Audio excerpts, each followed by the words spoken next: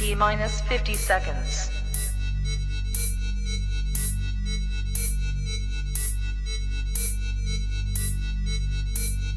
T minus 40 seconds.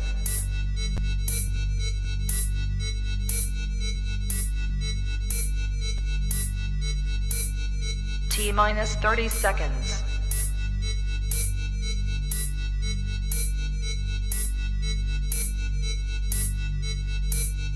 T minus 20 seconds.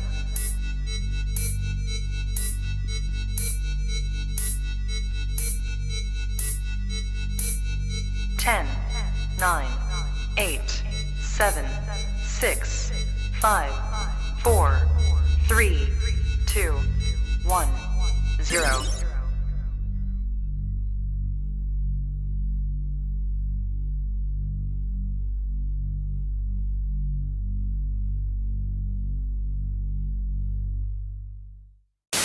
It's everyone's friend, it's Tyler. He's your only black friend, so he's your best black friend.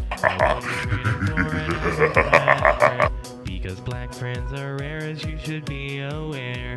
He smiles like Richard Pryor, so just sit and stare.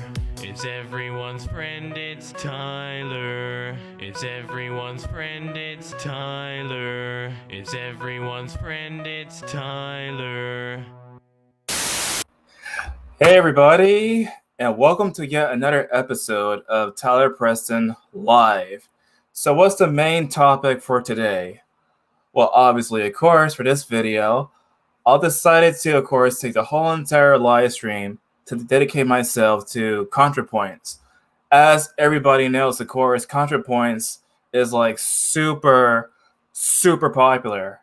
And naturally, of course, the main video that I'm going to go out there for ContraPoints, obviously, is, of course, this whole entire video interview that was done by MSNBC. So, without further hesitation, of course, I'm going to switch the screens to MSNBC, and naturally, I'm going to stop the video, pause the video, stop the video, pause the video, and give my personal thoughts and opinions about the video that ContraPoints have done. Now, of course, first and foremost, I first want to state, of course, that I have nothing personal against ContraPoints. As a matter of fact, I heard, of course, ContraPoints is basically located in the same state like me. And, of course, I personally have nothing against her. So, when I see her videos, I do want to say, of course, that the production values are fantastic. I have nothing against the production values or like the sense of humor, but whenever I see the argumentation for ContraPoints, it's like really terrible, completely terrible. So wait, I got a comment. Hola desde España. Hola, ¿cómo estás, amigo? ¿Todo bien? Okay, so let's look at the video that's done by ContraPoints and skip the ad because I really hate ads. So let's begin the whole entire live stream.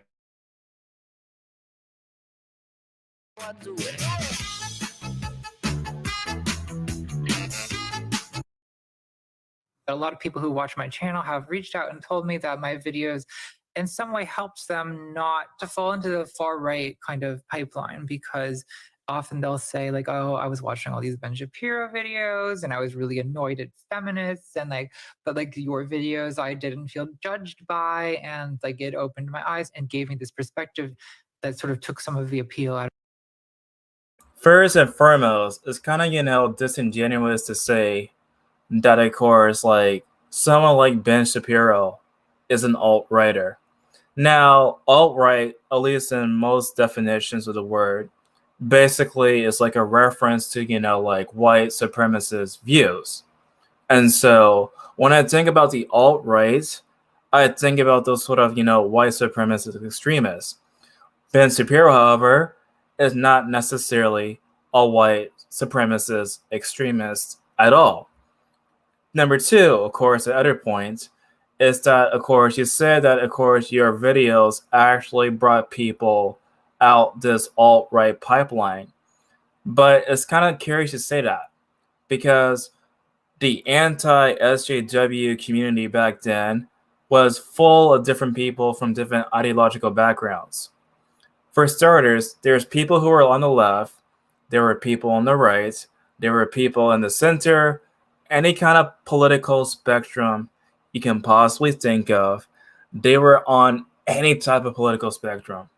And so it does not make any sort of sense to say they were dragged by the alt-right when in reality, anti-SJW YouTubers had, like, of course, various perspective, various political views on topics.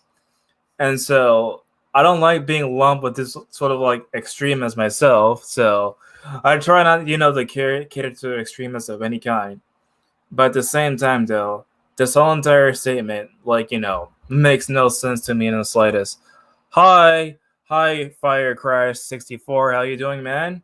So let's continue on with the interview from ContraPoints and the guy Chris Hayes for his podcast. Out of Ben Shapiro. That to me feels good. Taking the appeal out of Ben Shapiro. That's good. If I did that for one person, that's a day's work.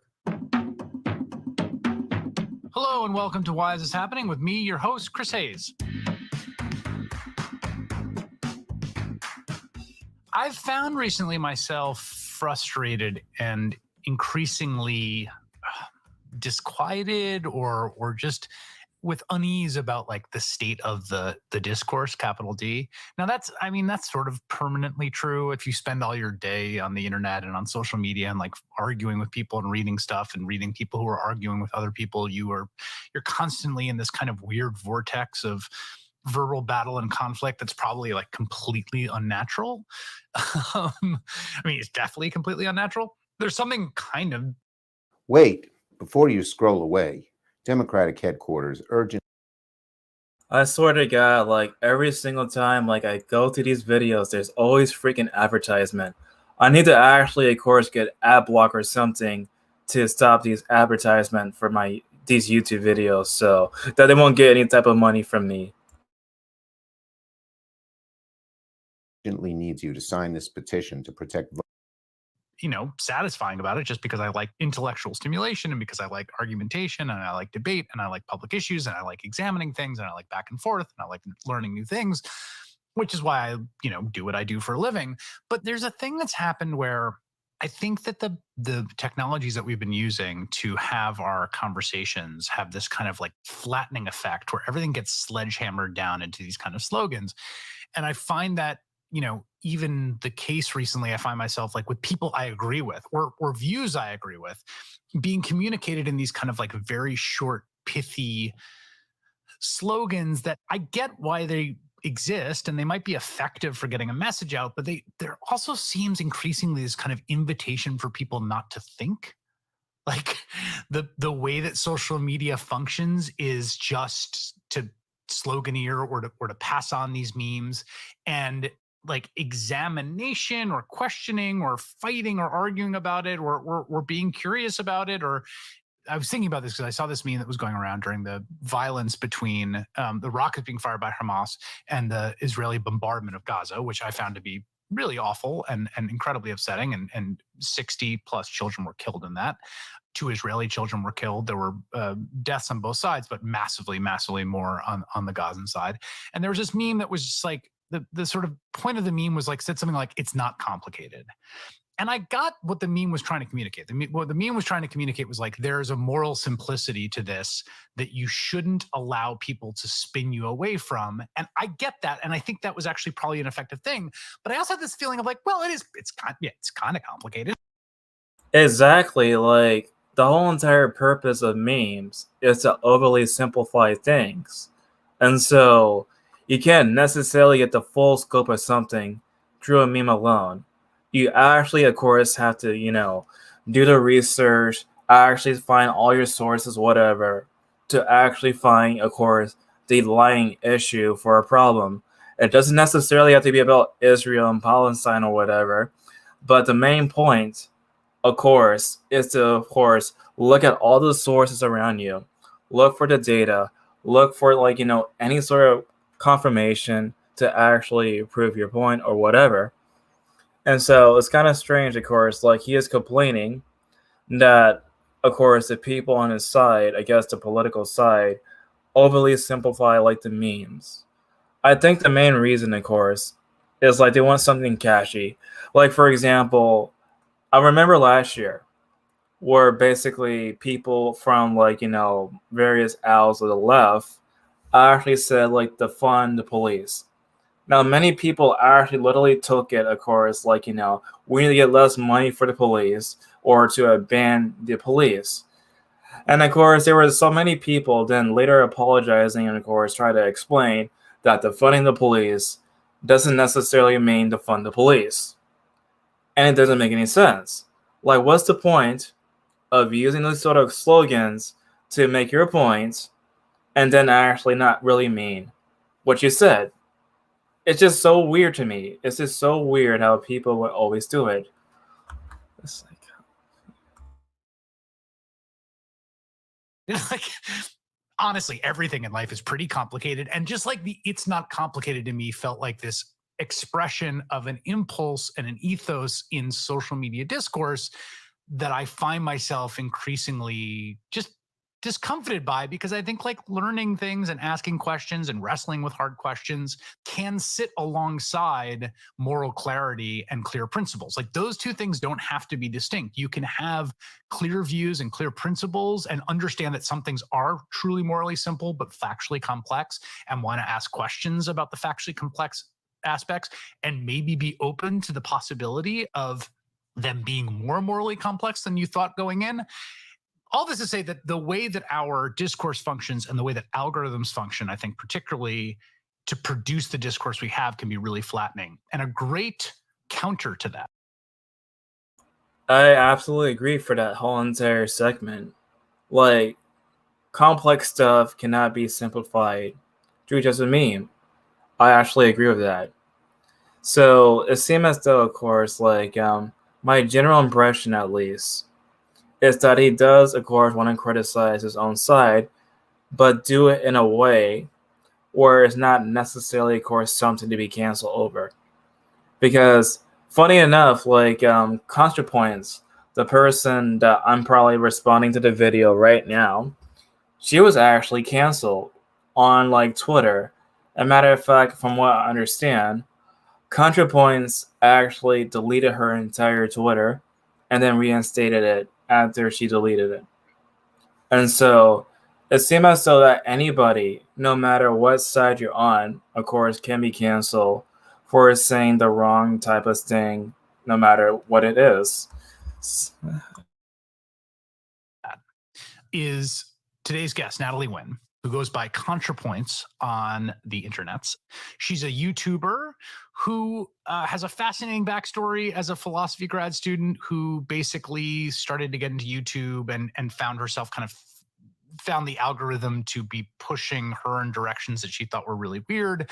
I will get into her whole kind of life story, but what I really, really like about Natalie's work is she is staking this claim. She's massively popular, millions and millions and millions of views, but she's trying to stake out this ground on the internet that is both morally clear and rigorous, and also sophisticated and nuanced and curious, and doesn't take herself too seriously.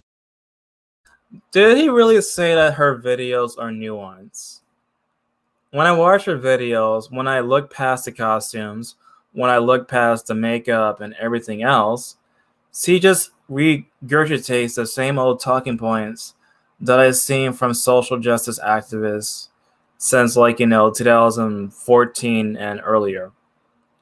It's really that simple. Like, her arguments to me are not necessarily that compelling when I watch her videos. And also when I watch her videos, of course, I will again say that she has excellent production value. However, I don't think necessarily that excellent production value means that your argument holds any type of water. You can have the best makeup in the world, you can have the best lighting in the world. It doesn't mean shit if your argument is shit. So and produces these fascinating videos that are kind of genre defying in their aesthetics. You should definitely check them out. We will definitely link to them. But I thought, like, to talk about like the state of the discourse or why our arguments sound like they do, the best person to talk to was Natalie Wynn. So thank you for coming on Why Is This Happening? Thank you so much for having me on, and thank you for that intro. Yeah, I was trying to think of the best way to intro you for someone that is completely unfamiliar with your work. I think you did a good job. I usually try to avoid explaining what my channel is about if it comes up in conversation. People are like, oh, you have a YouTube channel. What's it about? I'm like, oh, the internet. I'm evasive because I don't want to say that, oh, I'm a leftist trans woman who talks about, how the internet became fascist in 2017 and the Are you fucking kidding me? This is the type of shit I'm talking about. I honestly don't see what people see in ContraPoints. Because, like, if she's talking about 2017, that was, like, during the election of, like, I believe Donald Trump or whatever, right? If I'm not mistaken. Yeah, that was, like, when Donald Trump was getting into office. So, I don't think necessarily people who express their views for, like, supporting Donald Trump is necessarily, like, a quote-unquote fascist. Now, I talked to, like, some people who supported Trump. Even myself, at one period, before I regretted it, of course, I voted for Trump because I thought he was better in comparison to someone like Clinton. So, unfortunately, of course, I also voted for Trump. But at the same time, though, it's very important to state that just because there were people in that time period who voted differently than you doesn't necessarily mean that they're actually, fascists. And also, I'm kind of curious, like, what is the definition of a fascist that she actually defines? Because if it's a fascist, like, somebody, of course, who basically just disagree with you, I'm sorry, that's like a very loose definition of fascism. consequences of that. Like, I don't want to have that conversation with an Uber driver. It's more than I can bear. Well, that was a good one. A leftist trans woman who talks about how the internet essentially facilitated fascism in 2017 is actually, maybe that's a better button slogan for what I should have done as your intro. No, I liked your intro. I thought it was new. I'm tired of the old intro about the fascism. I'm done with. I'm ready to move on from fascism. Well, I don't think fascism is ready to move on from us. Yeah, fascism is never ready to move on from us. So we'll keep an eye on it. But I do think it's good to talk about other things from time to time instead of letting your entire life be run by these maniacs. Well, we're going to talk about the sort of darkness of the fascist and proto-fascist and maybe like fascist sympathetic corners of the internet that you have explored in your work. But I wanted to start with telling me you were a philosophy student, right?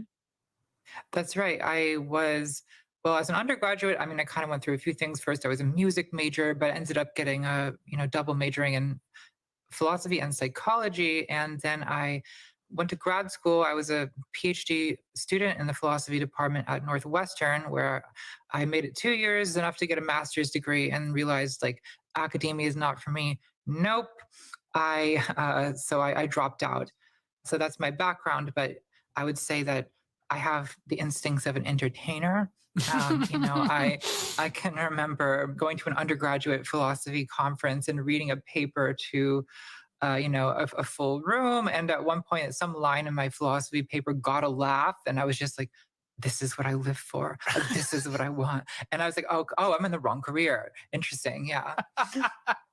By the way, I completely know that feeling and 100% feel the same way about that. Like it's intoxicating. Oh my God. We did back in the before times, but we were doing these live with pod shows, with the live podcast.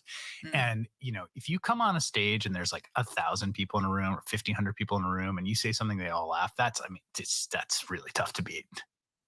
Yeah, that'll sustain you through the next week. Although I'm actually a very shy person offline, so I think that YouTube is actually kind of the perfect stage for me because it caters to the exact contradiction of like attention starved and introversion. I would probably agree with this because also in real life, I also feel really shy. And so, of course, I'm kind of more introverted in real life in comparison to me doing these live streams, in comparison to me, like, of course, like recording videos and acting silly because, of course, I like have some sort of history myself when I was like, prior to YouTube, because I used to shoot like these sort of short films when I was in summer camp. Then I would used to act in front of course, like, people at like these sort of performances in like the school's theater. And so between like the acting that I did in the past and also between like, of course, making short films, which by the way, they're available online for everybody in the world to see. If somebody is like curious about the link, I'll probably give it to you privately. But yeah, I have shot some sort of, short films prior to YouTube. And of course, the editing and stuff is like natural because shooting a movie is like, of course, like shooting a video for YouTube. And so back then, of course, the technology was like super, super terrible. I remember, of course, like the cameras back then used to have like videotape holders to record your footage and to edit from, and that you had to actually import from the VHS from like the computer. It was really, really crazy how hard it was back then. Nowadays, you can just use your cell phone, you just record, and now you just use a USB and import the footage. I felt like an old timer just like talking about the changes of technology that I used to have to deal with for my old movies that I did in the past as a teenager in comparison to YouTube videos now. But besides the point, I understand this feeling of being shy in front of a camera. So I would say I do in fact understand the feeling too. So that I think a lot of us kind of, who thrive on the internet kind of have this combination of personality flaws. So you decided that philosophy is not for you, but what did you like about philosophy, or what sort of drawn you to it? oh god, it actually has an ad for like this part. So let's see if I could actually, of course, skip this part. And let's see some of the comments. Like I already said hi to these other comments right here. But hold on. I'm gonna skip this part with the freaking advertisements, and then I'll get like, back to the main events. Me. Alright, so the ad is actually skipped. And so let's continue on with the reaction here.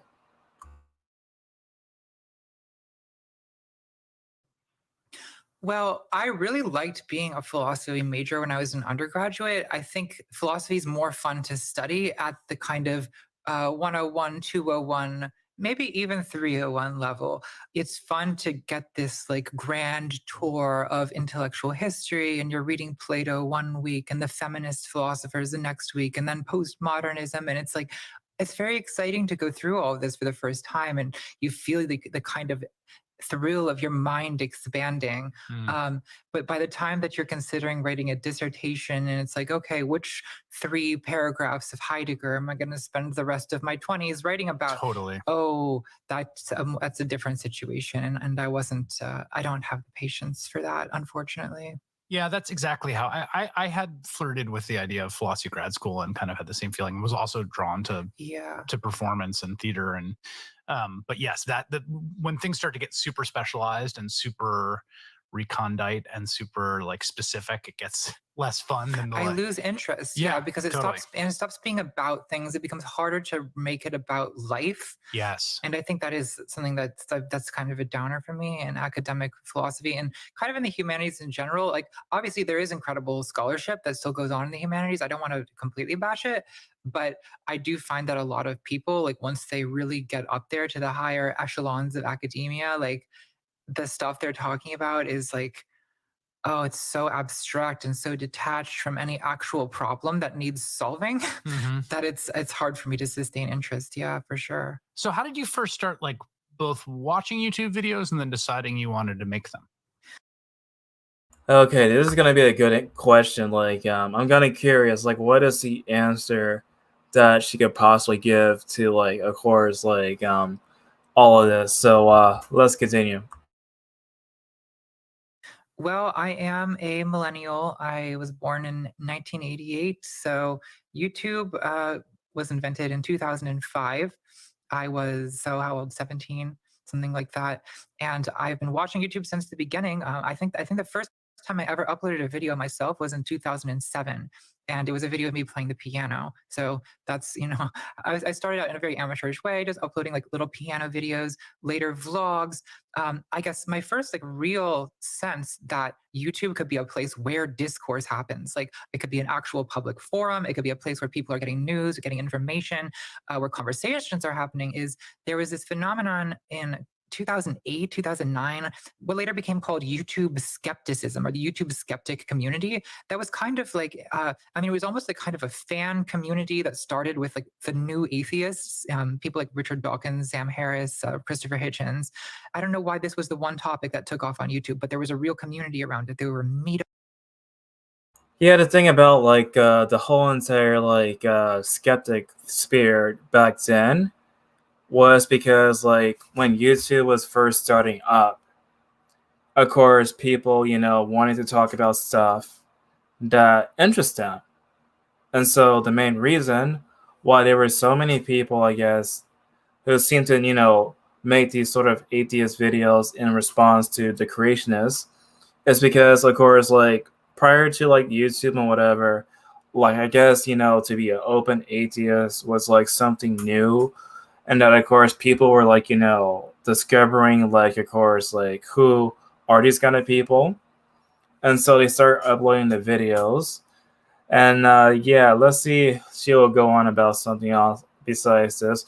Who is Natalie? She's basically like, ContraPoints. She's ContraPoints to YouTuber. But like, let's see. I remember Centerfoot. Yeah, man. But yeah, Natalie is like, ContraPoints.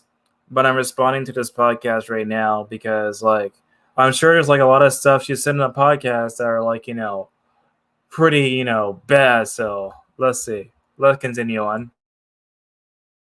Ups, there were debates. People were making a kind of, primeval, what we now call a video essay about, why creationism is wrong. And, here's my argument against, Anselm's ontological argument for the existence of God and this kind of thing. And this was interesting to me when I was 19 years old. I guess by the time I was 22, I had kind of decided this was cringe. And in retrospect, I guess a lot of the new atheist stuff had some, it kind of had the seeds of some very toxic things that later sort of became alt-right YouTube. Yeah. Are you fucking kidding me? Like every single time she refers to her opponents, she always used fascist or alt-right. What really, really happened during that time period? Of course, people were debating about religion. And of course, there was people like Centerfoot, people like the Amazing Atheists who were, having this sort of debate going on back and forth. But what happened, of course, was that the small skeptic community back then split off. Why did it split off? Well, obviously, the topic of social justice came up. Now, there were some people like Rebecca Walson, if I remember correctly, who had this sort of controversy back then about this sort of elevator gates where a person, of course, asked her for hot coffee and she just freaked out. And then, of course, there were people like Anita Sarkeesian during that time period who also, of course, appeared. And, of course, people started to make videos about these sort of crazy far left types that were invading gaming spaces. So what really happened was that the people split off. Some of the atheists became like the SJWs, as we call it now, or the woke people. And then some, of course, became like against the sort of social justice stuff. And of course, it doesn't, take much to know what side I'm on.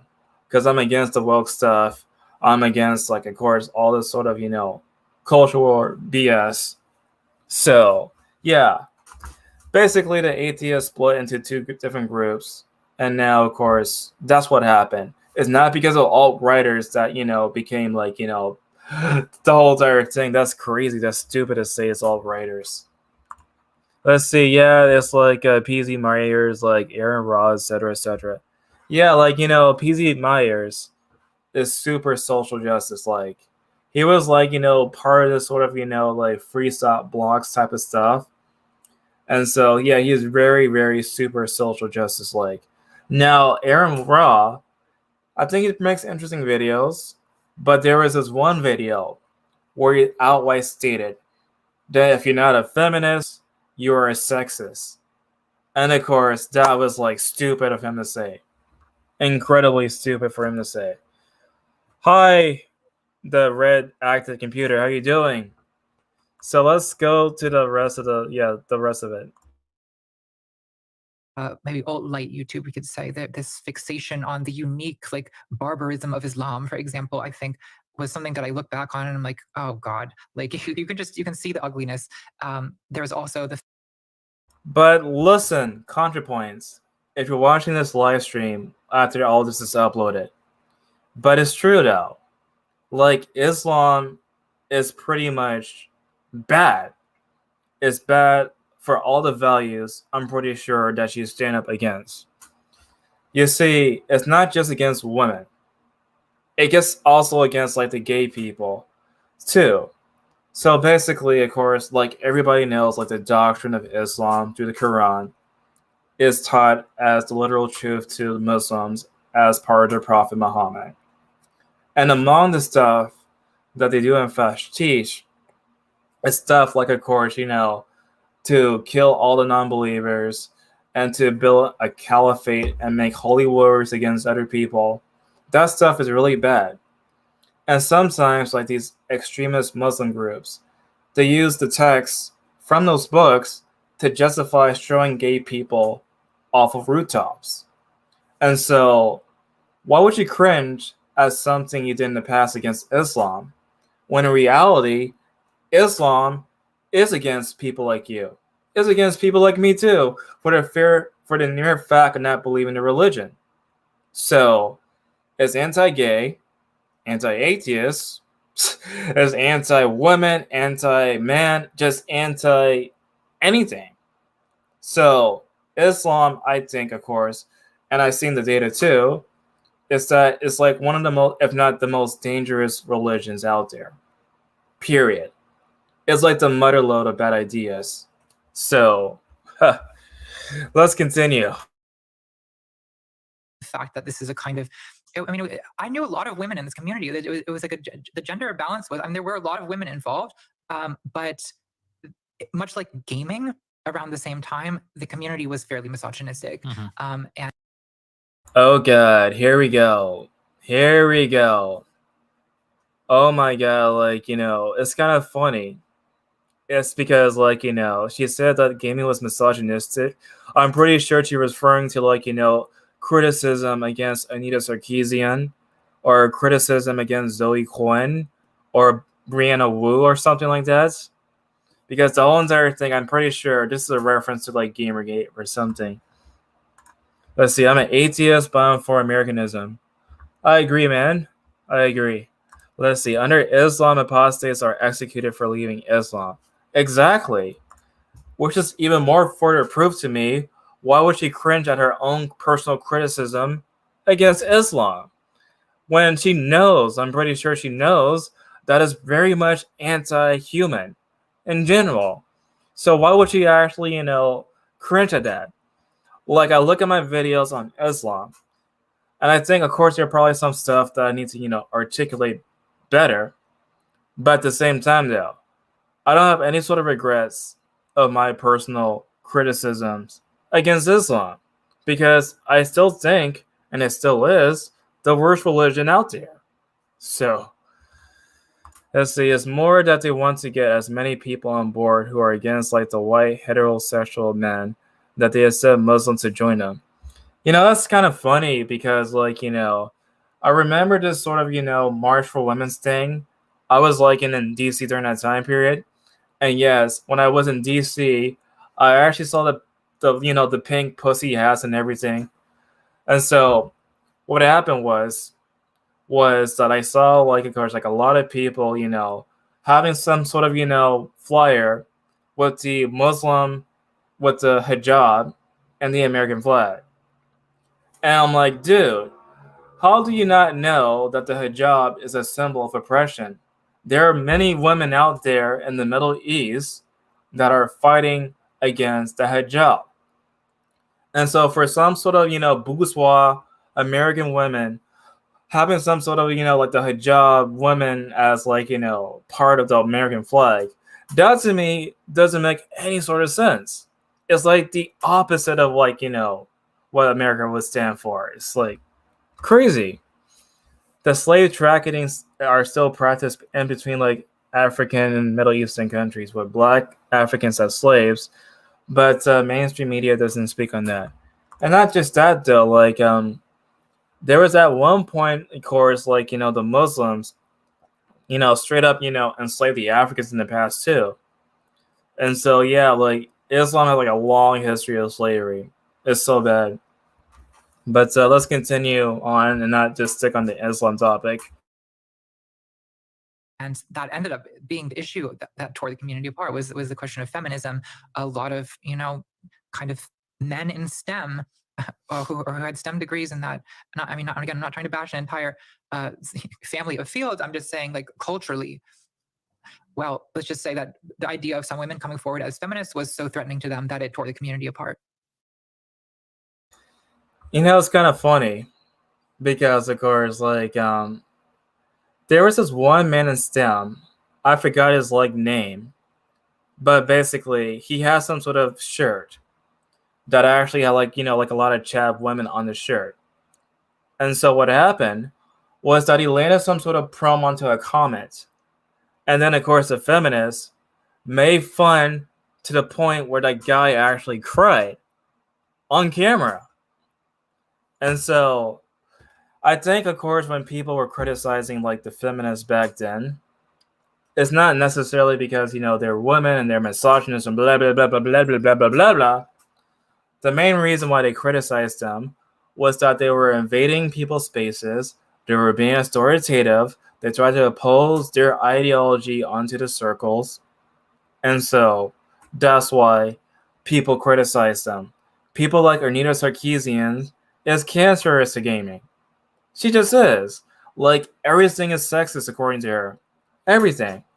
And so when people were going after like, the videos back then, of course, it was because of the argumentations that she put out to the public.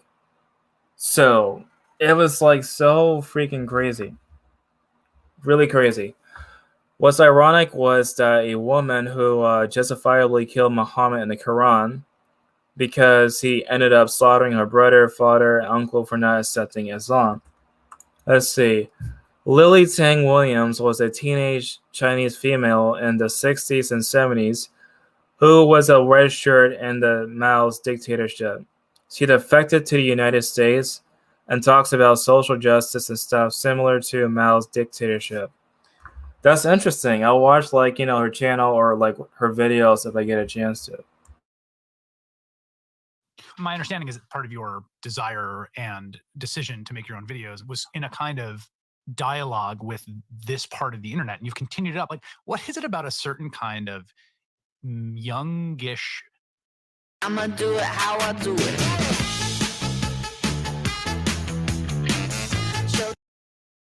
man on the internet and the subcultures they create that become so, I don't know, toxic, authoritarian, fascist, sympathetic? Like, that's so stupid. Like, this is like so many times they refer to people who are criticizing feminism as fascistic or alt-righters. Like, there were not just fascistic people who criticized Anita Sarkeesian. There were people from all sides that criticized Anita Sarkeesian. Even people who were feminists who were criticizing Anita Sarkeesian. So, like, stop using this whole entire fascistic thing to say anything that you don't like who are criticizing whoever. It's so weird. Like any sort of word definition for fascist is like lost any meaning at this point for this podcast. Really. Like, what is that dynamic? Well, I think a lot of young men in the last couple of decades feel very threatened by the advancement of, in particular, people who are not white men. And I think, the reason for that is culturally, I think this is still a generation of men that was kind of raised to think that the world was theirs. Obviously, it's more complicated than just that. But I think in subtle ways, there's a sense of entitlement that is cultivated in the upbringing of a lot of boys, especially white boys. And so the very real gains of women, for example, I think, to the point where it's like, women are now the majority in a lot of universities. It's kind of threatening. It makes. Please give me an example of any person who actually feels threatened by majority women in college campuses. I would love to see some sort of example. Like, I'm sure like the number of misogynists out there are like really, really low, like incredibly low number. Again, I cannot prove it either way, but I'm pretty sure the number of people who actually are against women going to college is significantly low. Like, I don't necessarily care if women actually go to college. Hi, Tyler. Hey, what's up, man? Welcome to the stream. Yeah, we're just continuing to talk about ContraPoints because, man, like a lot of bullshit has been said so far. Boys insecure, young men insecure about what their place in the world is exactly. I think there's a kind of crisis of masculinity where men aren't sure how to be men in the 21st century. What is it that they're supposed to do now? They're being told that it's toxic to engage in sort of some of the traditional expressions of masculinity, sexual aggression, Don Juanism, aggression against other men, and so there's this anxiety that is pretty legible to me, and things like, this like soy boys and cucks and like all this vocabulary that we got in 2015 was an expression of this sort of, identity crisis, a quarter life identity crisis of a lot of men. Yeah, and I think the whole entire the thing with the word cuck, of course, was that it's like a reference to like cuckold, which pretty much is like, when men see like their women get fucked with like another man. Now, what's interesting about it, of course, like in the political sense of the word, was that they changed it to now mean, of course, when you fuck your nation over or something like that. So I don't think necessarily in the political context of the word cuck, it was actually referring to their masculinity. It was more so referring to like how they screw up entire nations. They got cucked because of bad policy.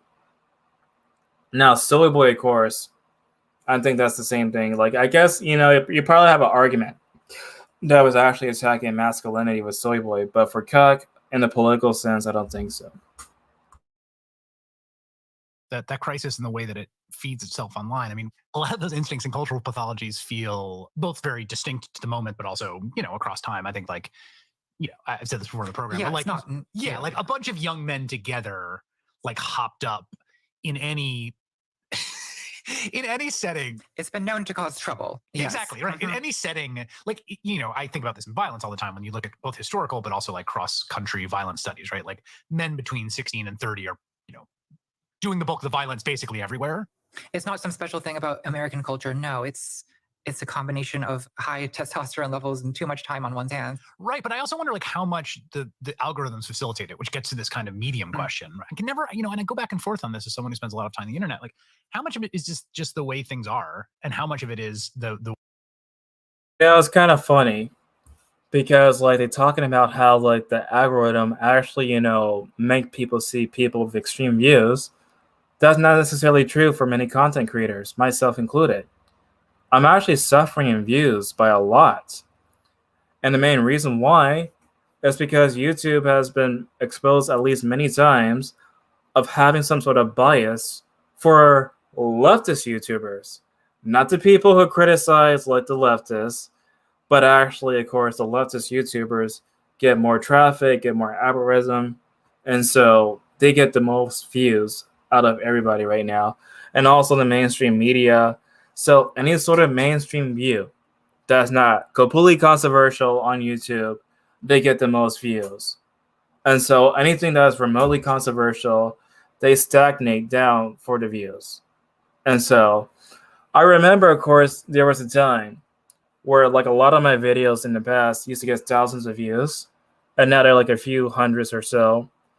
And so I don't necessarily think that YouTube have a preference for people who have controversial views. They have a preference for people who are the establishment, who are the norm. So, yeah. It's also because STEM studies are not useful to promote a narrative. Yeah, I agree. There are four stages of ideological subversion: destabilization, demoralization, crisis, normalization. Yeah. Let's see. Because the SJWs and leftists and other who push this dangerous ideology will know too much and they cannot be allowed to live. All dictators end up executing these groups first. Let's see the rest. The way that the algorithms are functioning or the way the platforms or what they're incentivizing. What do you think about that? Well, I think that the way people talk about the algorithm is so vague. I think one issue here is that it's for the most part very opaque. There's a few things we know, like we know that in 2012 the algorithm began to consider watch time over raw clicks, and that clearly played a role in the kind of success of video essays as a genre, where suddenly it was never in your interest before to. I mean, I've been on YouTube long enough that I remember when the advice to aspiring creators was keep it under 5 minutes. Right. No one's gonna watch a video that's so long as 10. Okay, that is actually true. That is actually really, really true. Because basically, like, of course, I remember back then when they had like a 10-minute limit for like videos. Prior to currently right now, they didn't actually have 15-minute plus long videos. And so this is actually a new thing that people had to experience nowadays. And I remember, of course, like people would get copyright strike all the time too. So it seems as though like stuff has changed for the best actually. Oh, you follow my channel when you were on my old channel. Keep on the good work. Thanks, man. Thanks, man. I really appreciate the comment. I really appreciate it. Minutes. That started changing, though, I think as a result of the algorithm. It actually, I think, made sort of long-form political videos a much more viable thing on the medium. A lot of attention on the media has been given to what was termed the alt-right pipeline, where people watching gamers on YouTube would eventually be recommended gaming commentators. The gaming commentators were also talking about politics. Sort of Gamergate is an event that is, I think, correctly seen as sort of pivotal, where gamer as an identity was sort of politicized as a kind of millennial male identity politics almost, and in a very reactionary fashion, right? Very reactionary, yeah. Absolutely, because it's backlash politics against feminism, against women, against people of color, against LGBT. That is totally wrong. Totally wrong. Like she just screwed up the entire controversy for Gamergate. Now, first and foremost, it's very important to say, for the longest time, of course, the media for gaming have been just terrible, writing these horrible articles. And so naturally, of course, the gamers got fed up by these series of horrible articles. There was this game developer, I'll use that word loosely, game developer, named Zoe Quinn. So what happened, of course, one day, of course, she has a boyfriend back then. And of course, there's the whole entire rumor, according to one of the ex-boyfriends, that she actually fucked 5 guys. I'm not even joking either. She fucked 5 guys. And yeah, she basically cheated on the boyfriend. That got public. And one of the people apparently that she fucked, if I'm not mistaken, correct me if I'm wrong in the comments down below right now, was actually a game developer, or not game developer, but a game journalist. And so that actually hit the interwebs. And so people, started to question about the whole entire journalistic ethics about is it actually okay for her to fuck a journalist to give her good reviews?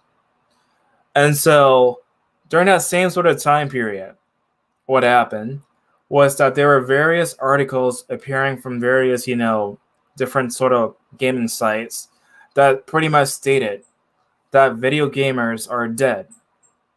And so naturally that led to a backlash against that whole entire thing.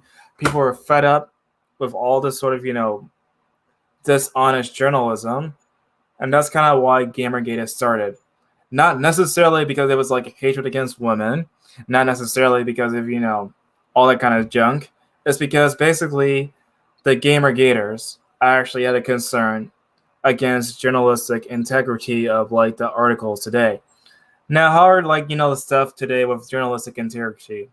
Pretty much still awful. Like many people back then, and I remember the controversy back then because I saw everything just folded out. I think, like, of course, people thought, of course, by having a hashtag, they can actually change the entire industry. And of course, we were so like naive back then, because to this very day, I see lies and lies and lies on these various articles from like the mainstream media.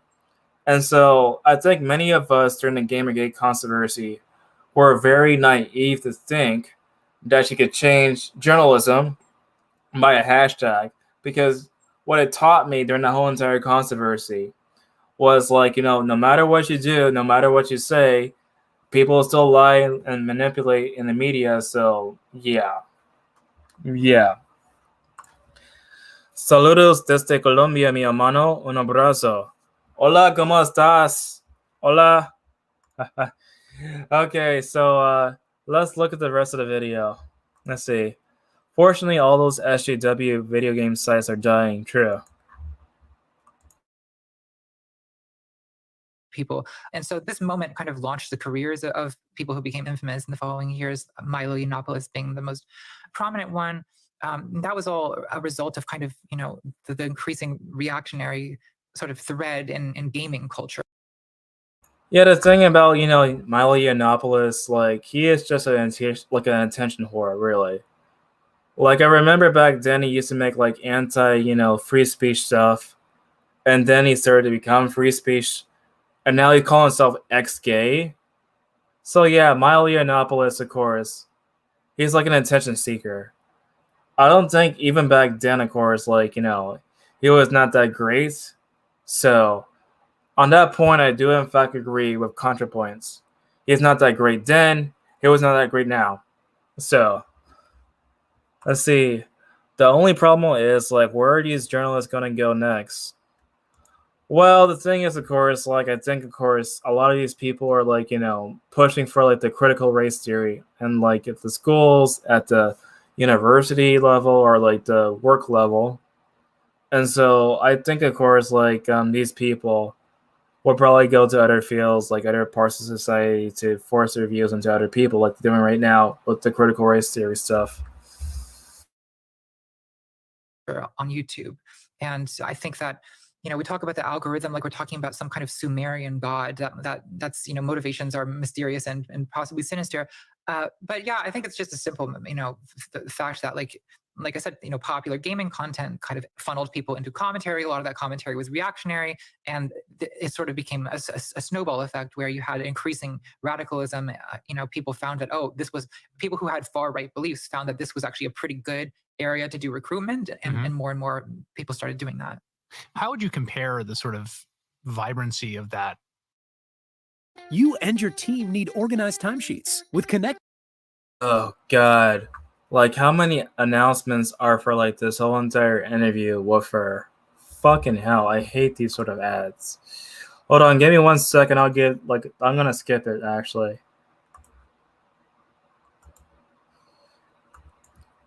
But yeah, so far we're like 18 minutes in out of like 40 minutes so far.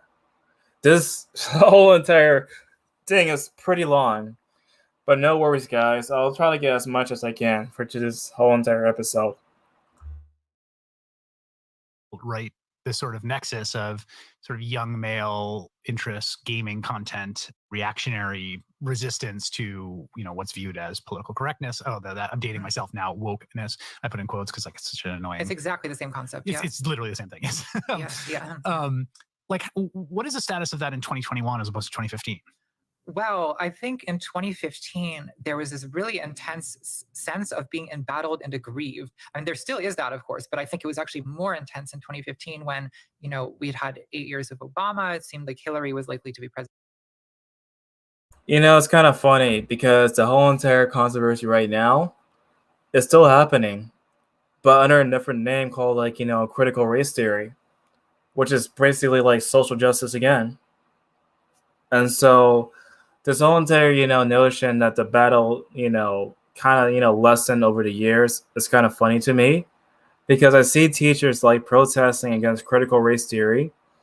And of course, everybody's now talking about critical race theory. And critical race theory is just an extension of social justice in the classroom.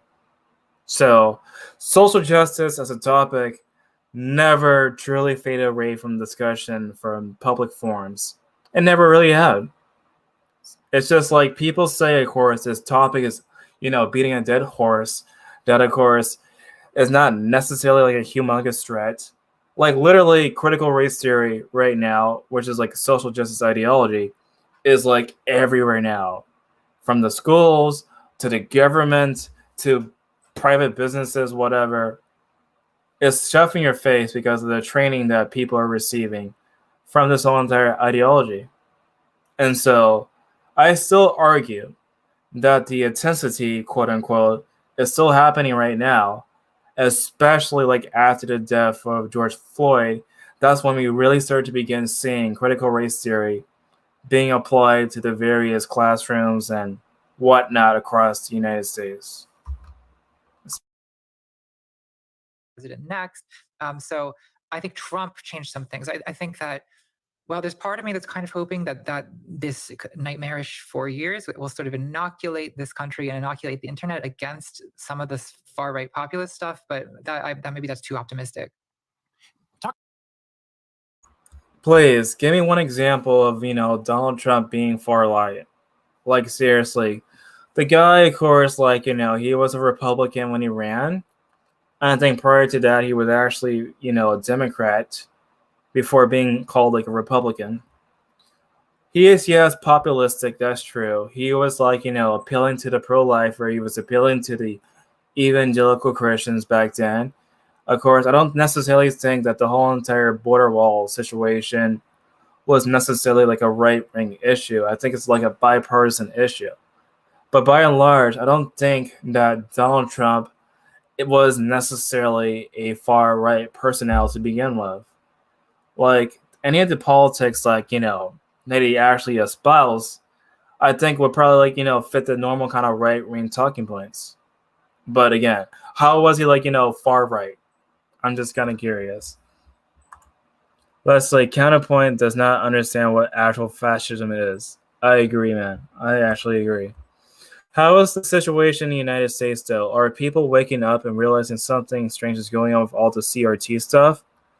Yes, there are teachers who are actually protesting right now, as I speak, in various states.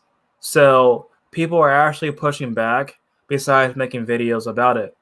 So yes, people are talking about it, and of course, it's like a lot of back and forth. The media is like misrepresenting like the whole entire thing. Like originally, they started to say that they did not teach critical race theory in classrooms, but then they caught in their own lie because there are actually documents of various Zoom calls, whatever, of them teaching critical race theory in classrooms, and so they backpedal. And so it seems as though, of course, like a lot of teachers openly in like a lot of articles are now saying out loud that they want to teach critical race theories in the states that ban critical race theories behind closed doors and to ask students not to talk about it. So yeah, there are a lot of push back and forth right now with critical race theory with the teachers and the parents together. So Talk about your forum, because you made mention of it now, and what I really like about what you do is they're like these long, very well produced, sort of fascinatingly produced visual essays. Okay.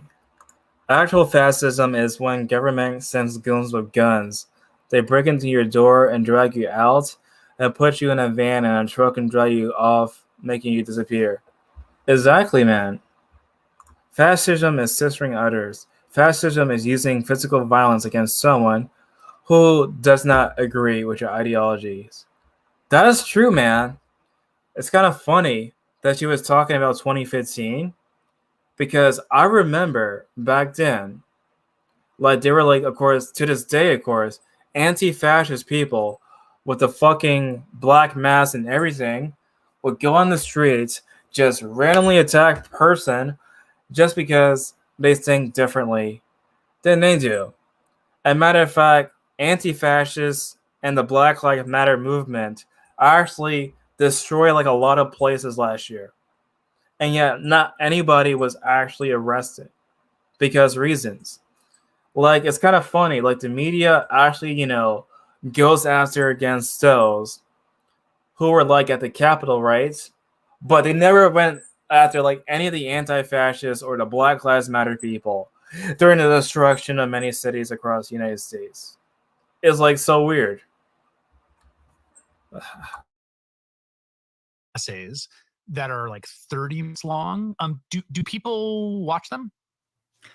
People certainly do, and my videos keep getting longer. The last one I did was, I think, 90 minutes, and it's gotten watched as much as anything. It has 3 million views in a few months. So people are watching very long form content.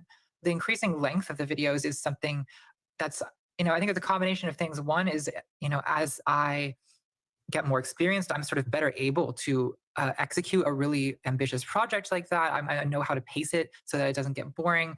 I think, as I said, the algorithm now kind of encourages stuff where people are watching for a long time. People are used to, people listen to hour-long podcasts, of course. People will Shout out to people listening right now. Yeah. So don't turn us off. Of course. And I know some people will watch a, political or sort of commentary YouTube video. They'll kind of use it as a podcast. My videos are so visual. I like to think that people are just watching and starry-eyed the whole time. I think the reality is, though, people are doing their laundry, and that's fine. That's how I watch YouTube. I'm making dinner or whatever, and I'll put a video on. So I think this is a good development, quite honestly, because people read less, which is a little bit concerning, because you worry that, there's always a panic going on about how media is going to destroy the minds of the young, right? I think that's overblown, but I think, people are willing to listen to 90 minutes to 2 hours, what may as well be a lecture or reading an essay. It's just that it's done in a audio-video form on YouTube. And so I think that probably this is a medium that's only going to be taken more seriously as time goes on. I want to talk to you about what you're trying to do in these sort of conversations, what your approach is, and trying to kind of talk to people where they are and bring them in and persuade them right after we take this quick break. I'ma do it. Oh God, freaking out. I really hate these advertisements. Hold on, I'm gonna, skip the ad, then I'm gonna get back to my response. Did you know that the Democrat Jim Crow South laws were taken by the National Socialists of Germany and changed to the Nuremberg laws? They crossed out black and wrote in Jew. I think I probably heard about that before, actually. I think I heard about it. Let's see. Antifa is like a far-left communist group. They exist in Italy in the 1920s and 1930s. They were called black shirts. In Germany, they were called brown shirts. Yeah, I actually heard about Antifa actually existing back then, prior to the current day, anti-fascist movements. That's pretty interesting, actually.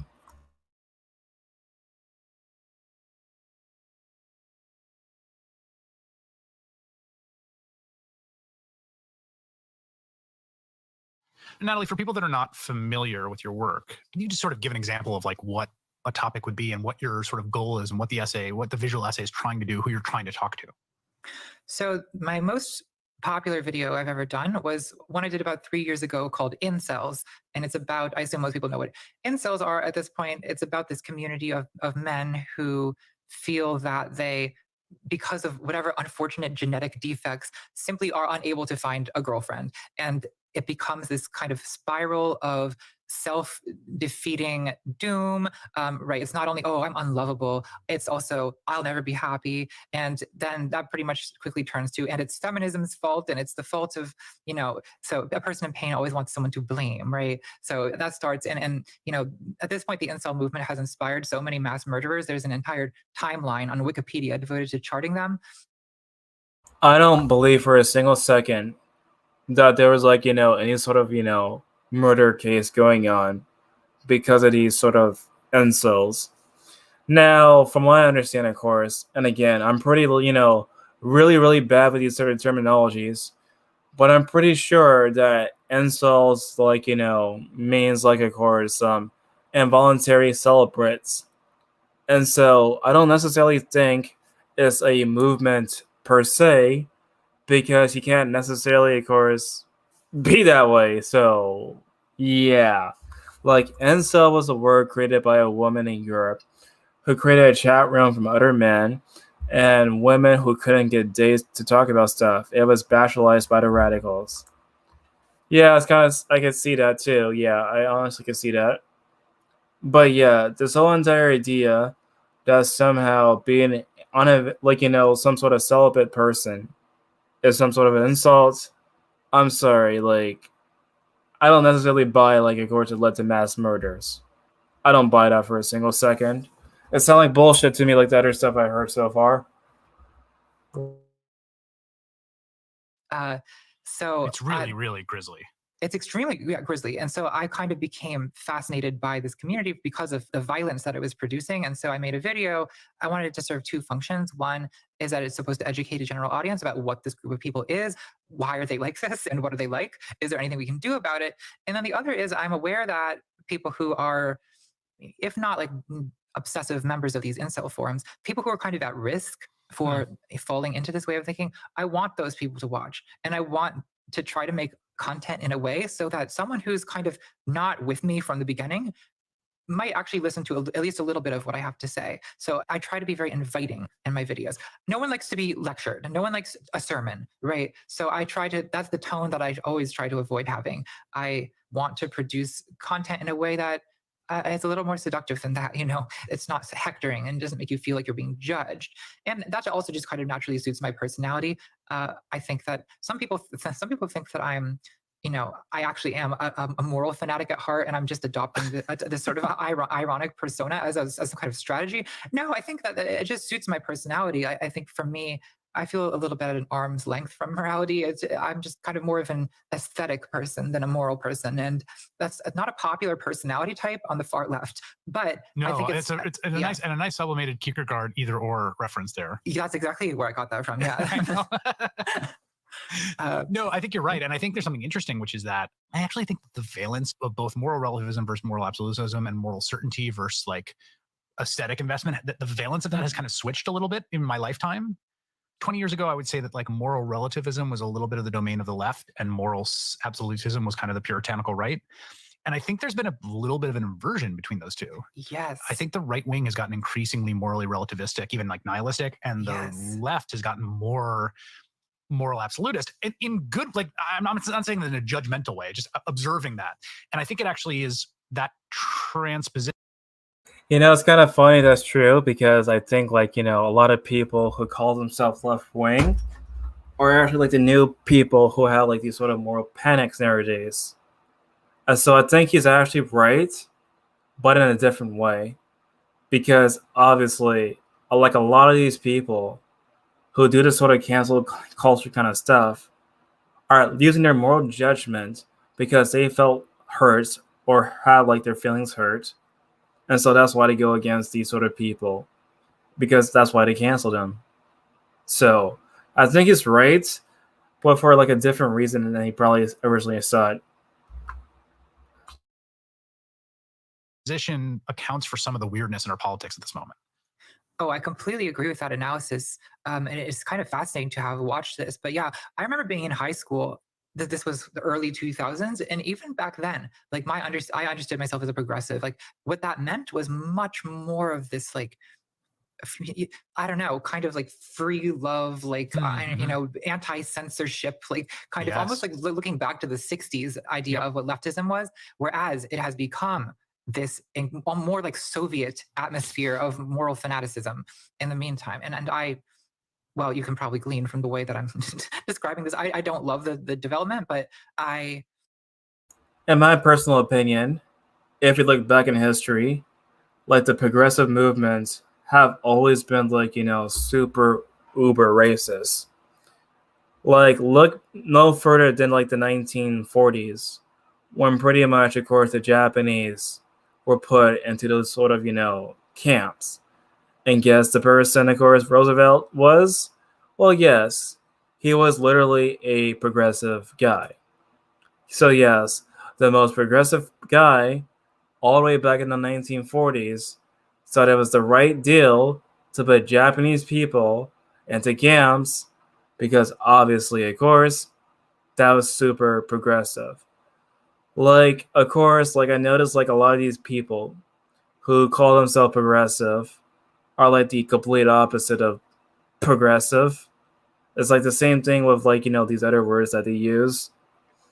And so naturally, of course, like, you know, the people who call themselves progressive, to me, from I go off of like, you know, my personal experiences and my interaction with these sort of people, is that they're like literally the opposite of what they claim to be. Also think that, you know, there are good things about it. Yeah, I mean, the thing I wrestle with is that like moral fanaticism has its place, you know, like Yeah. As someone who spends a lot of time reading history of the run up to the Civil War and the aftermath, you know, the abolitionists were constantly being called moral fanaticists, and Yes. they absolutely were moral fanaticists. Yeah, well, John Brown, right? Like that Yeah. guy at the time would have been considered a maniac, but in retrospect, it looks like he's the only rational one there. Right. Yeah. And that becomes the tricky part, which is like, Yeah. what to be morally clear about and what not to be, which I think it ends up being the kind of distinction that we all make informally, and then becomes the kind of battleground for a lot of the fights we're having. Yeah, I think that's right. You have to choose moments where you're going to be a moral fanatic in your own time, right? You choose moments where you're like, oh, I'm putting my foot down on this. But yeah, you have to choose those moments selectively, because it's actually kind of a destructive thing to be like really committed. I mean, it sort of has to be, right? If you're going to change the world, that doesn't happen without, you know, disorder and disruption.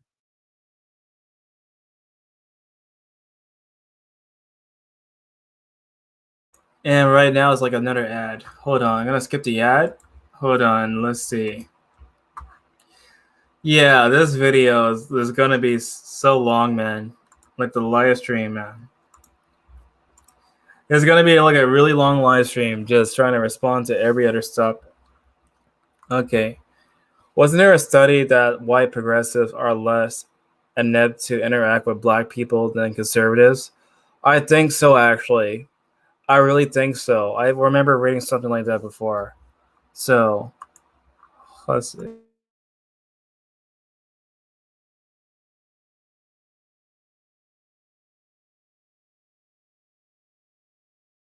Or sort of like ethereal presence on YouTube, and partly because of like the aesthetics of your production. To me, you exist in this like digital universe. Like you're a person, you wake up, you get coffee. Like where do you live? What's your day like?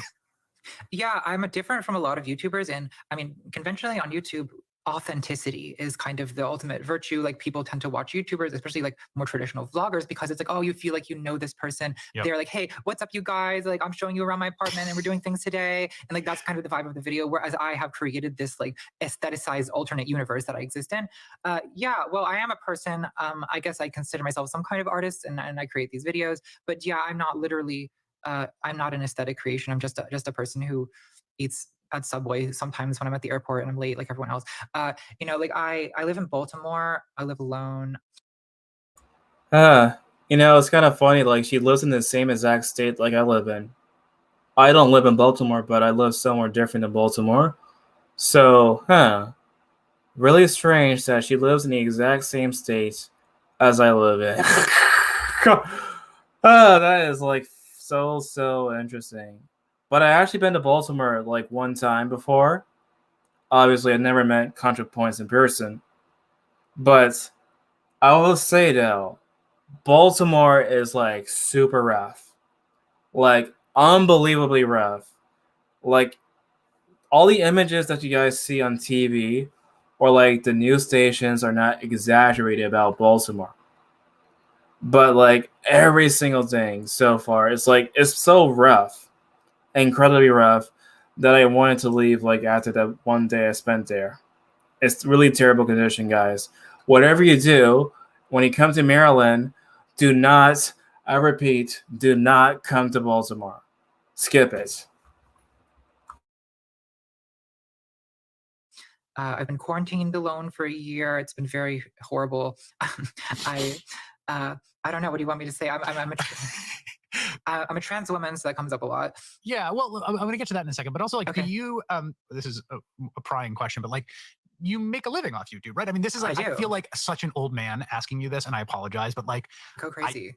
I'm just like, well, what's the deal? Like, how's it work? And again, this is one of these things where like YouTubers and the culture around YouTubers and Instagram influencers, all these things, like I know about them because I read style pieces in the New York Times. Mm-hmm. I remember the like cringe-inducing nature of conversations with like baby boomers back in 2003 about bloggers, because they had like read a New York Times magazine piece about blogs, and I as like kind of a native to that universe, had to like explain it in this sort of like annoying way. And now I am that person like asking you to like Wow. explain to me like, well, how does the business model work?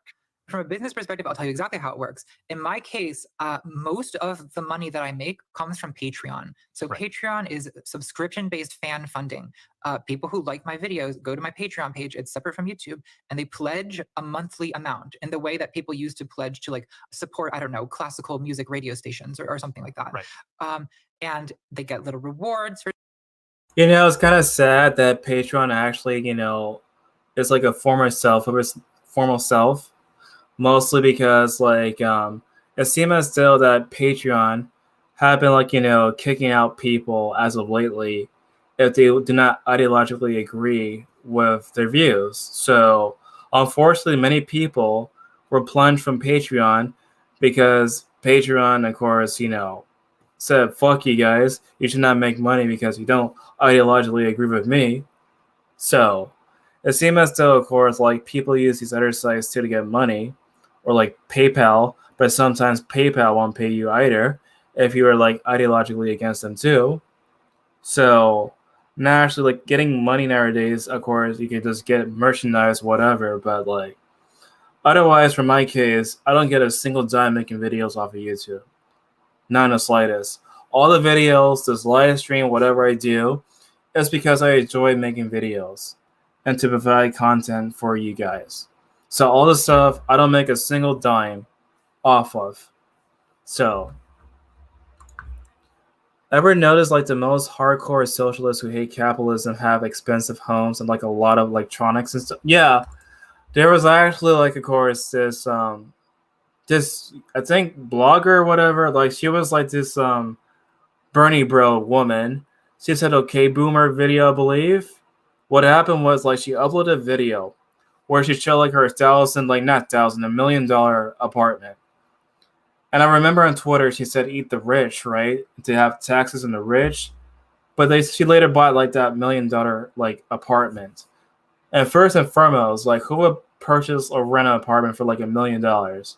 That makes no sense to me at all. Like, if you have like $1 million, like, why not go to a mansion and actually, you know, live in that kind of, you know, place, whatever. So, what's up, Tyler? What's up, Godzilla Wars? How you doing? Yeah, they preach about how great it is until the government sends goons with guns to explorate their home and to property and wealth without the gunpoint. Yeah, that's crazy.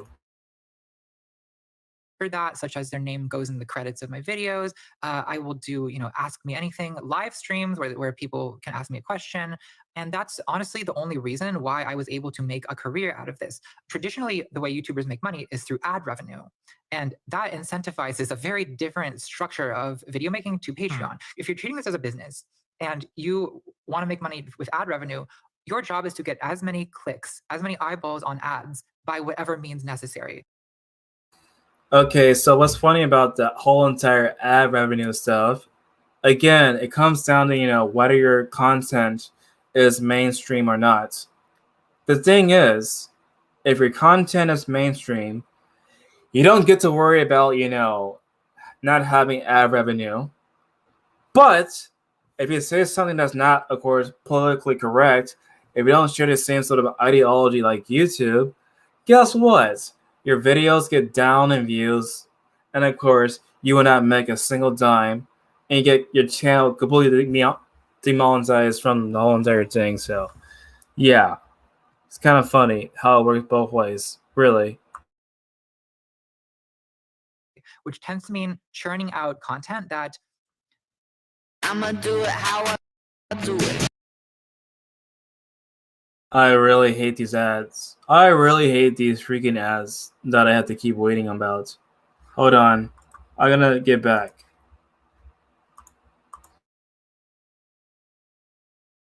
garbage. Like, Yeah. I don't know, a lot It's of disposable. Bad, It's disposable content that is never made to be rewatched. It doesn't particularly, you know, need to be life-changing or loved by people. It just needs to be watched. That's the bar. Yeah. And so there's no reason really to devote more time and effort than the minimum needed to achieve that.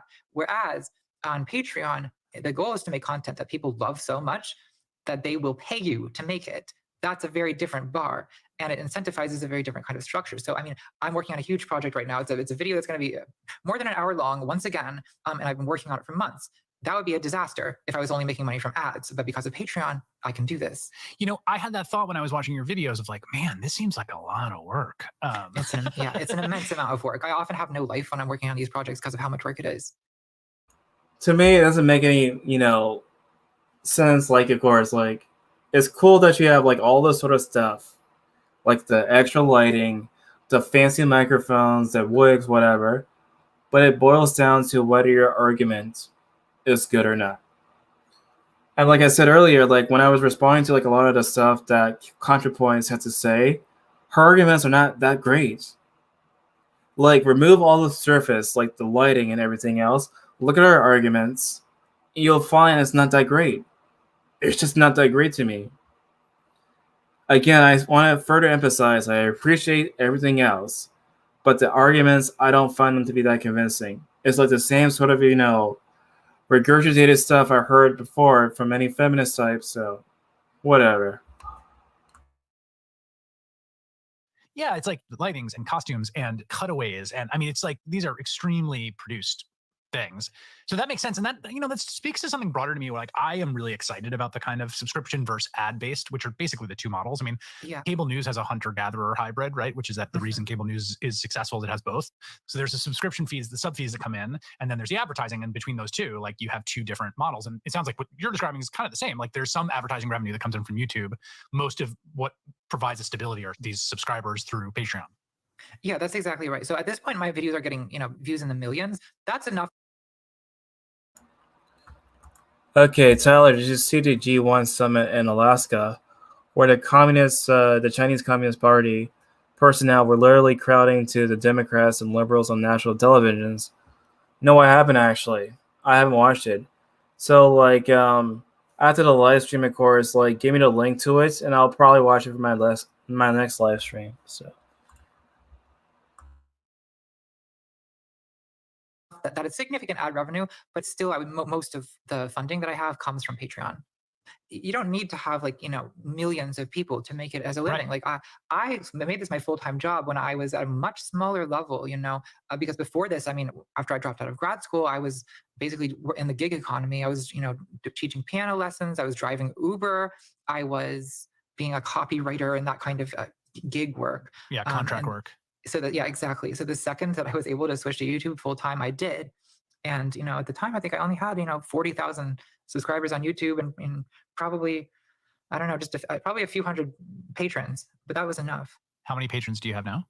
I have, it sort of fluctuates between 12 and 13,000. Wow. That's so cool. I mean, I'm in the top 20 on Patreon, which I'm very fortunate. And do you have you built out a business around this, or do you just do this all yourself? I mostly do it myself. So to the point that it's actually a little bit insane, like I have a kind of half-time personal assistant who helps, get me onto podcasts and schedule things and helps me, be an organized human being.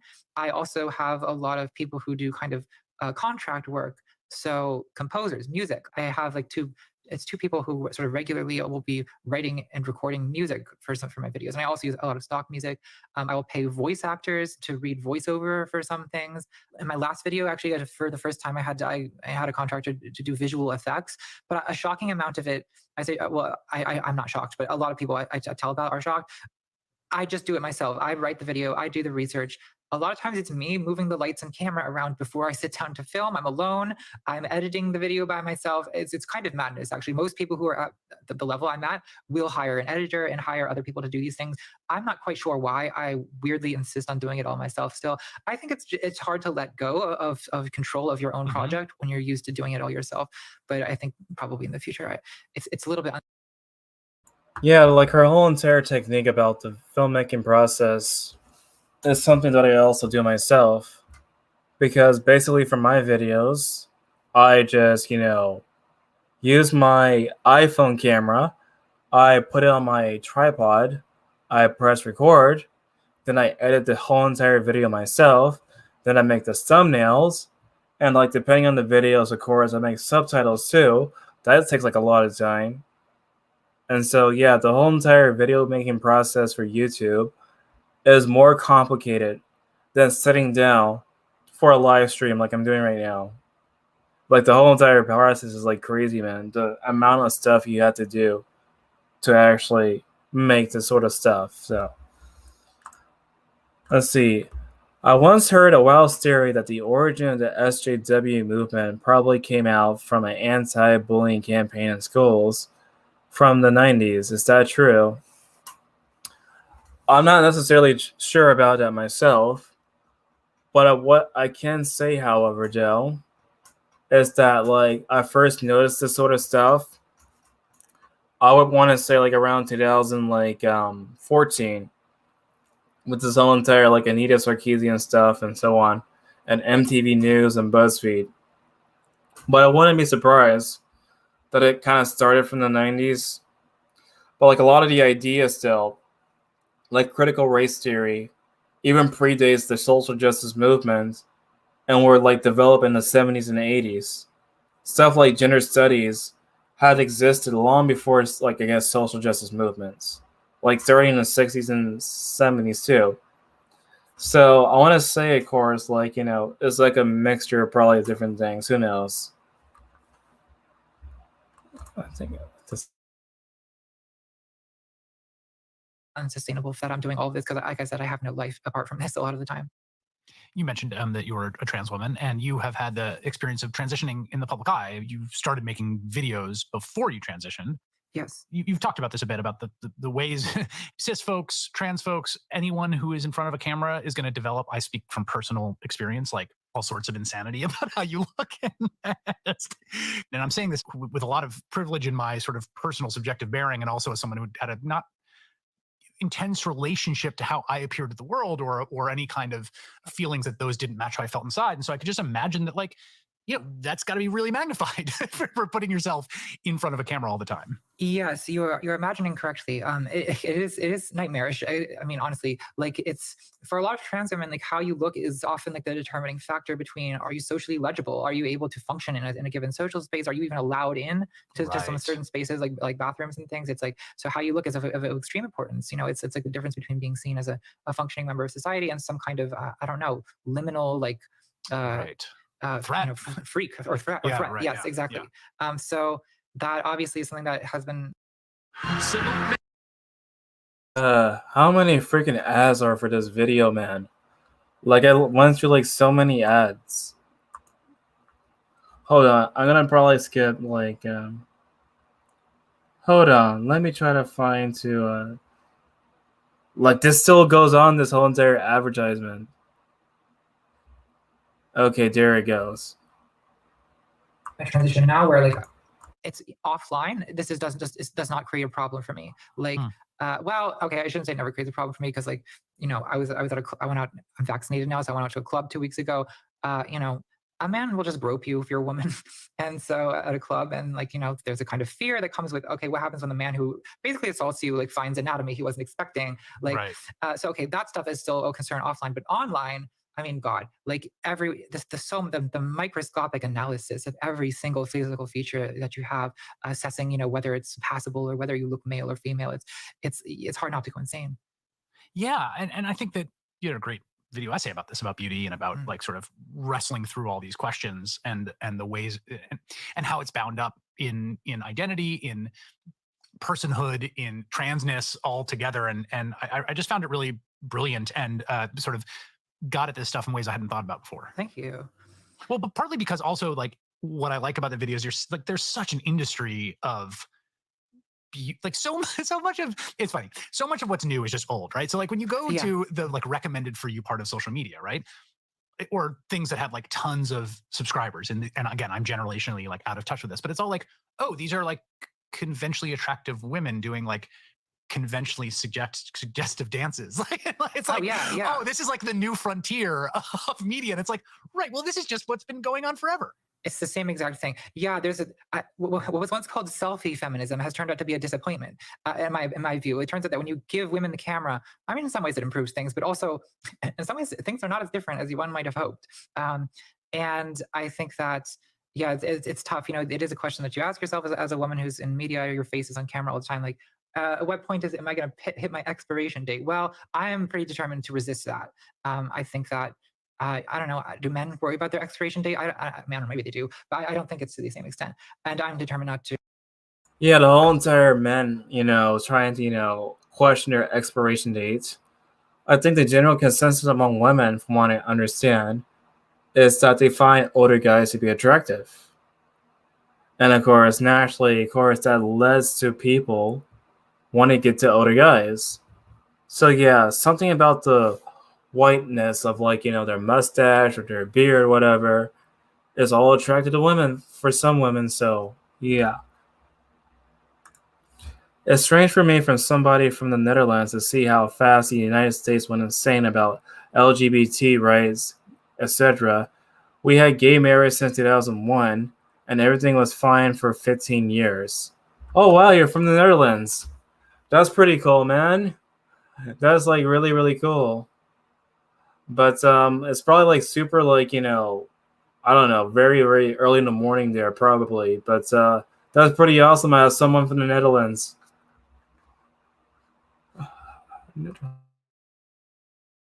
To not to allow myself to be forced off for that reason. I think that there's more to my videos than looking at me, and my hope is that people, I don't think that's the only reason people are watching. Well, the expiration date, I mean, I totally hear that, but I also feel like if I were in your, how old are you, Natalie? I'm 32. So to me, the scarier thing from an expiration date is just there's going to be in 3 years, it's going to be all the kids are into this new app that's a brain chip, and they do stuff. Yeah. I remember when I was on the cutting edge of media and blogging, and now I have to read New York Times articles about what people are doing TikTok on TikTok. Exactly. Yeah. Oh, I'm even there too. I'm not sure. I'm losing it. Yeah. It all moves so quickly, and I wonder how quickly the waters are rushing around you. Yeah, well, that's a question I ask myself frequently. I do think I need to get on TikTok. I don't use it. My judgment is that YouTube is going to be here for the foreseeable future. I don't claim to be able to foresee very far into the future. So by foreseeable future, I mean 3 years, let's say. So I think that it's going to be around for that long. But yeah, I do think it is the height of hubris to imagine that the current technology and this current state of social media, that's just what the reality is going to be for the next 50 years.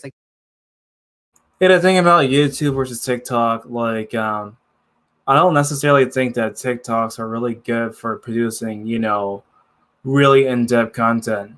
They're surface level stuff.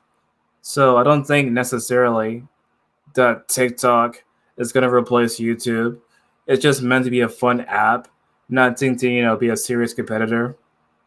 But who knows? I might be wrong in the future too. So I think YouTube will probably, still be around at the same time as TikTok. But again, who knows?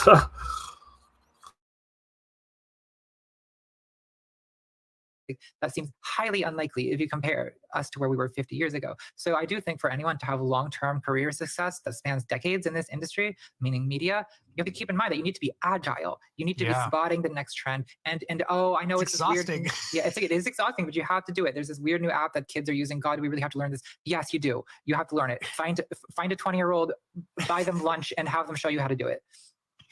Yeah, my wife's she has a legal podcast called Strict Scrutiny, which is fantastic, which I recommend. And one of her co-hosts has just started doing started doing legal TikToks, and they've been hugely successful.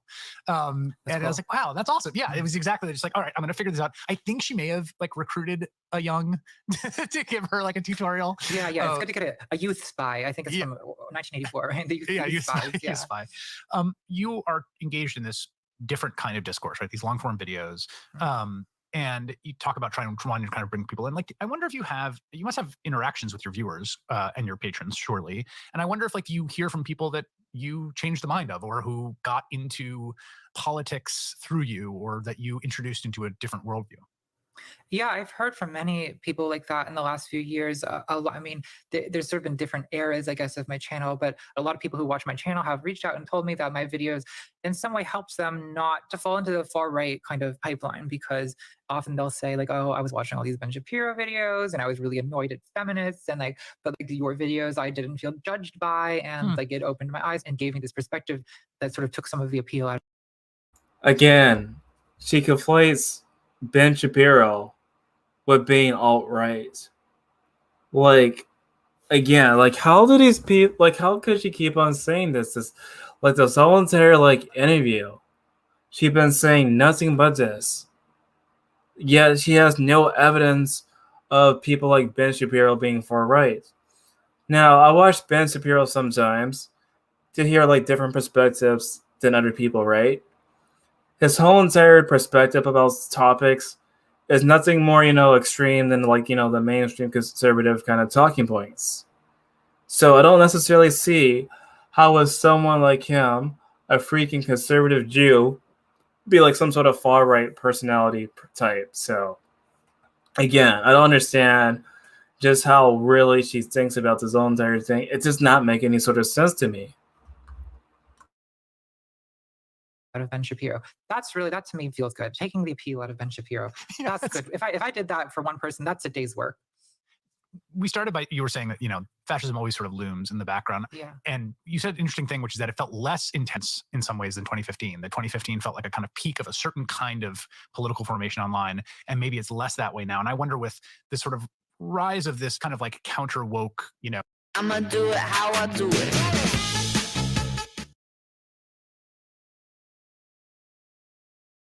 internet community, which to me feels very much like the new atheists, like very, very similar. In some ways, is sometimes the same people. And literally, yeah. Yeah, like the same impulses, like what you make of that and whether that feels different or similar to some of the things you've seen happen before in these internet spaces. Well, I guess the reason to me that 2016, 2015 were scarier than now is that back then I felt like I was one of very few people who were noticing. Gamergate was written about, but when the alt-right was gaining traction on YouTube and on social media, there was an early...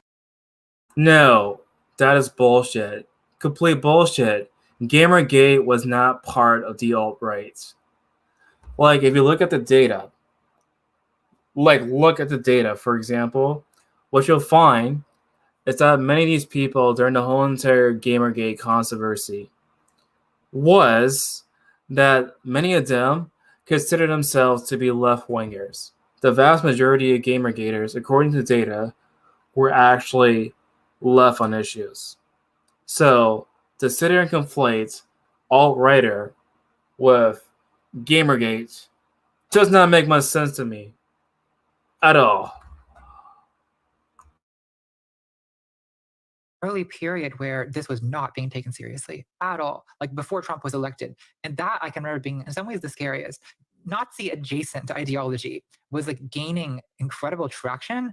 And that to me was like Ionesco's play Rhinoceros, where all the, it's a metaphor for the coming of fascism, everyone around you is turning into a rhino. It felt like that. And that's when I kind of started making these videos against that trend. But then, obviously the Trump era in some ways got less scary for me because I felt less alone. It's like, oh, everyone else is now paying attention too. Right. So it's like, okay, I'm not crazy and I'm not alone.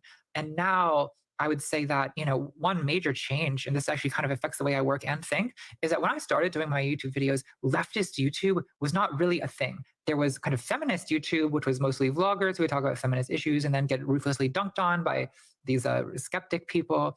But there wasn't an economy of leftist video essays in the way that there is now. There's just hundreds of these creators who are making left tube videos. And that has kind of changed me. For one thing, I don't have the sense that I used to have, that I'm surrounded by the... And a lot of these videos that are produced by these sort of left YouTubers are probably just as trash. Sure, they'd probably be more like, sophisticated nowadays compared to like the bedroom feminists, but the arguments are like the same. When you really boil it down to the substance of it all, the arguments are pretty much the same. So, yeah.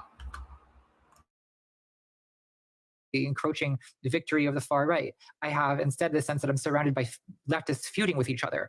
Right. It changes the kind of topic that you're prone to discuss. Yeah, and those internecine battles can be they can take it out of you even more in some ways, because it wounds, it cuts so much more deeply when you're critiqued by a comrade than a foe. In some ways, it was more fun in 2017 when the people sending you death threats were Nazis, because there's a sense of righteous victimhood that comes with...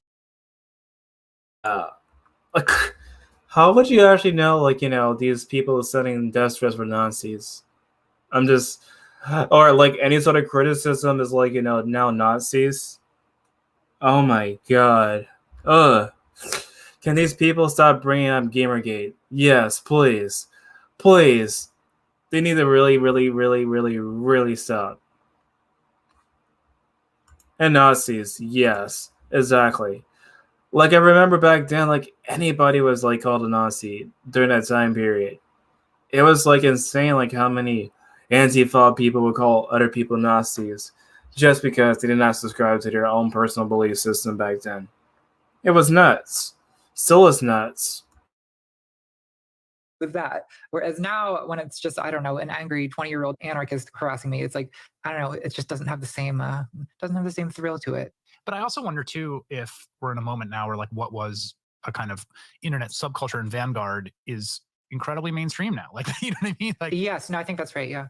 The insurrection January 6th was like basically a normie insurrection. It was like, yeah, it's a normie insurrection. Yeah. It was not online edgelords. It was not 8chan. Yeah. No, it was not 8chan. It was like people with, people with boats and mortgages. People with boats. Yeah. 100%. Who stormed the Capitol. And it's like, that is now like uprising. Yeah. And like, exactly. Yeah. And like, that is now what was, on the edges and in these like forums is now like part and parcel of like a kind of like mainstream American political faction formation tendency that is, I think, an existential threat to American democracy, but is also like takes up so much space in daylight that it's not this, it's not this creepy thing at the edges anymore. I agree with that. Yeah. And in some sense, I feel like it is so mainstream that like, I feel like as a YouTuber, it's not quite my domain in the way that it used to be. Maybe that's what I'm feeling, right? As this just becomes what conservatism in America is. It's like, well, this is, everyone's already talking about this. So I have to find something that, because I'm always looking, what can I do that other people aren't doing, right? Because I sort of feel other people are working on this. Of course, who knows how to solve this problem? It is, as you say, like it's a threat to democracy. It's in some ways, and almost would have been an unimaginably awful outcome like 8 years ago that this is where we would be. But yeah, it's kind of out of my league now. Natalie Wynn goes by ContraPoints on YouTube. You can. Okay, that's my entire response to the whole entire interview with ContraPoints. So what I can take from this whole entire interview is that she basically calls anything that's critical or the opposite of her Nazis and alt-right. She basically brought up Gamergate as a evidence of the alt-right and pretty much said that, of course, because the skeptics split up, that's evidence of the rise of the far right. So everything, literally everything, is far right in her eyes. She seems to confuse criticism and stuff with far right people, and seem to conflate people criticizing feminists as far right. But ultimately, in the end, though, I think, of course, she probably needs to stop tossing out these sort of words, because I think that if you want to have your sort of critique video essays, whatever, being taken more seriously, come try to think of arguments that actually will not result to the sort of name calling, please, because your videos, again, they're well produced, but the argumentation, like I've seen in this interview and the other videos that I've seen, it's just terrible. Just terrible. Let's see. Equity and equality. Government forcing the people to be the same. Finally. Yeah. I know, right? Well, anyway, I am done with this really long live stream. Sorry, guys. But that was really fun, guys. I really enjoyed myself for the last, I think it's been almost 2 hours now. So yeah, I'm going to stop the live stream right here. But I hope you guys have an awesome day. And take care of you guys. Bye-bye.